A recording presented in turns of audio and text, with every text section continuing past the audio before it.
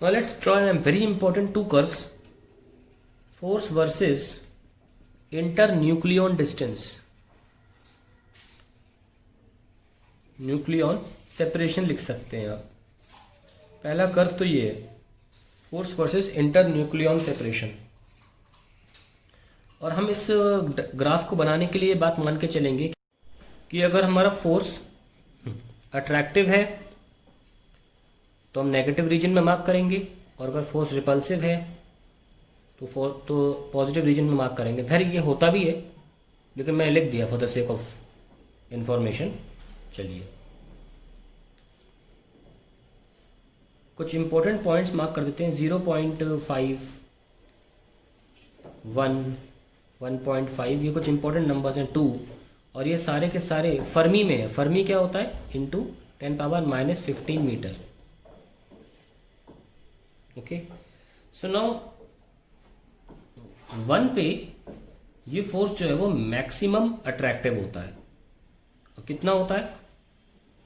2.5 10⁻4 newton at 1 fermi between the 2 nucleons. जब दो nucleon के बीच में 1 फर्मी का डिस्टेंस होता है तब ये फोर्स मैक्सिमम होता है। डेट इज अराउंड 2.5 या 25,000 न्यूटन के आसपास। कितना है ये?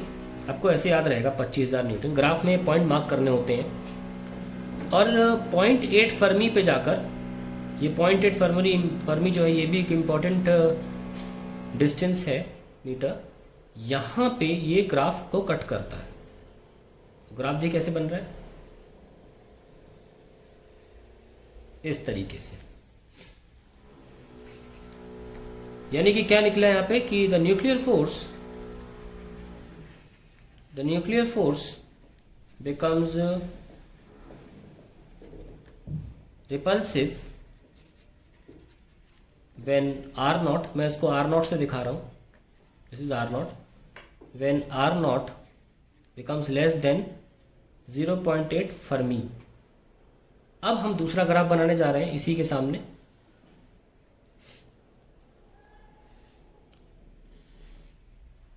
ये ग्राफ 10 में से 8 बार ये पूछा जाता है, 2 बार ये। This is potential energy versus internuclear separation. वही है, बस ये फोर्स का ग्राफ था, ये यू का ग्राफ है। एक बात ध्यान रखें कि फोर्स का फॉर्मूला होता है माइनस का du/dr। Okay, so when force is 0, जब फोर्स 0 होगा, कब 0 होता है? 0.8 पर 0 होता है। जब फोर्स 0 होगा तो u क्या होगा? मैक्सिमम, मिनिमम या खुद 0। यहां के केस में पोटेंशियल एनर्जी नेगेटिव रीजन में मैक्सिमम होती है एट 0.8। मतलब फोर्स अगर आपको 0 कर देंगे तो u 3 कारण से 0 हो सकता है। यहाँ पे differentiation of constant is always 0। Yes, it's a constant, पर कैसा constant? Maximum value, minimum value के खुद 0। मैक्सिमम वैल्यू नेगेटिव रीजन कितनी होती है वो दिखाता हूँ। यानी कि ये ग्राफ जो है 0.8 पर जाके अपनी मैक्सिमम वैल्यू अटेन करेगा। जहां ये मैक्सिमम वैल्यू 0 कर रहा है वहां ये मैक्सिमम वैल्यू अटेन करेगा। फिर से सुन लीजिए, जहां फोर्स 0 हो रहा है वहां पे पोटेंशियल एनर्जी की मैक्सिमम वैल्यू हो जाती है, अकॉर्डिंग टू दिस एक्सप्रेशन जो 11th क्लास में सिखाया भी जाता है। खैर, यहां पर ये वैल्यू कितनी होती है? -100, आप चाहे तो 10⁻4 लिख लें, -100, चलिए ऐसे लिख लीजिए। ये जो ग्राफ बन रहा है ये मिलियन इलेक्ट्रॉन वोल्ट या मेगा इलेक्ट्रॉन वोल्ट में है, और यहाँ पे वैल्यू -100 लिखी है।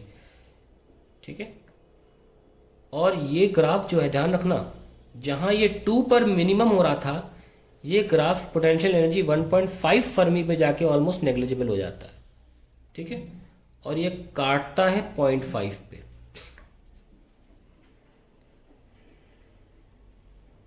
ओके, तो आप देख सकते हैं कि ये वो वैल्यू है जहां पे u की वैल्यू नेगेटिव में मैक्सिमम है, नेगेटिव रीजन में, या कहीं सबसे मिनिमम भी बोल सकते हैं, डायरेक्टली बोल सकते हैं मिनिमम वैल्यू है। यहां पर सबसे ज्यादा अट्रैक्टिव फोर्स होता है दो न्यूक्लियॉन्स के बीच में। ये ग्राफ बहुत इंपॉर्टेंट है। इसके इधर क्या होता है? रिपल्सिव हो जाता है हमारा न्यूक्लियर फोर्स, और इसके इधर न्यूक्लियर फोर्स अट्रैक्टिव है, और 1.5 के बाद नेग्लिजिबल है। ठीक है, ये मैंने इसलिए बनाया क्योंकि 10 में से 8 बार ये पूछा जाता है, और वो बोलते हैं कि मार्क करिए कहाँ पर कहाँ पर अट्रैक्टिव फोर्स है, कहाँ पर रिपल्सिव फोर्स है। तो इस लाइन 0.8 फर्मी के आजू इधर लेफ्ट में ये रिपल्सिव फोर्स हो जाएगा और उधर अट्रैक्टिव। ये भी ध्यान रखें कि ये वो रीजन है जहां पर न्यूक्लियर फिजन की संभावना बढ़ जाएगी। ठीक है, चलिए ये तो हो गया।